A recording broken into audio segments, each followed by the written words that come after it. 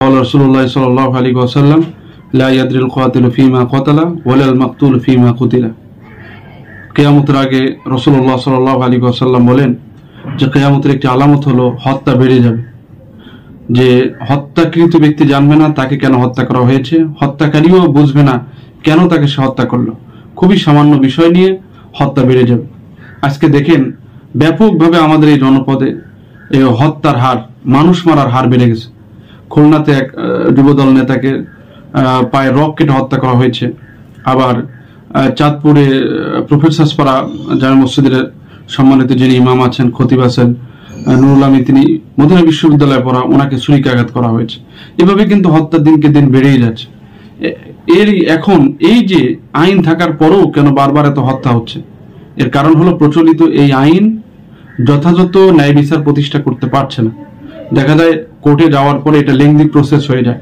পৃথিবীর অনেক উন্নত রাষ্ট্রে কিন্তু শরিয়া কোর্ট আলাদা আছে, যেমন মালয়েশিয়ার মতো উন্নত রাষ্ট্রে আছে, ইন্দোনেশিয়াতে আছে, মুসলিম অনেক রাষ্ট্রে এখন কিন্তু আলাদা শরিয়া কোর্ট আছে।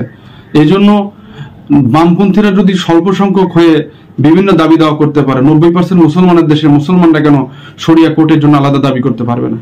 এই জন্য আমি আমাদের দেশের গভর্নমেন্টকে দাবি জানাবো, সংখ্যাগরিষ্ঠ মুসলমানের এই রাষ্ট্রে অবশ্যই আলাদা শরিয়া কোর্ট দরকার, এবং আলাদা শরিয়া কোর্টের অপশন থাকতে হবে, যাতে শরিয়া কোর্টে বিচারের সুযোগ কেউ নিতে চাইলে নেবে।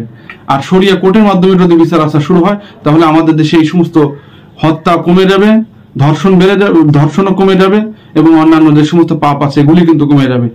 এই হত্যা, ধর্ষণ এগুলি বাড়ার মূল কারণ হলো এগুলি যথাযথ বিচার হয় না, অথবা বিচার হলো লেংদি প্রসেস। মানুষ পরবর্তীতে জানেই না, কিছুদিন প্রতিবাদ করার পরে মানুষের স্মৃতি থেকে সেটি হারিয়ে যায়। এই জন্য আমি চাঁদপুরে যে ইমাম সাহেবের উপর হামলা করা হয়েছে তার তীব্র নিন্দা ও প্রতিবাদ জানাই। খুলনাতে যে হত্যাকাণ্ড ঘটনা হয়েছে সেটারও নিন্দা জানাই।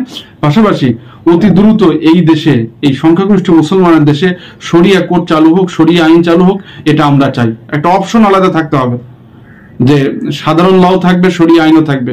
যারা চাবে তারা সাধারণ ল বিচার চাইতে পারে, আবার যারা চায় যে মুসলমান হিসেবে শরিয়া কোর্টের বিচার চায় সেটাও তারা চাইতে পারে। এই শরিয়া কোর্ট এটা আমাদের এখন প্রাণের দাবি, সেটা ইনশাল্লাহ বাস্তবায়ন হোক, এটা আমরা চাই।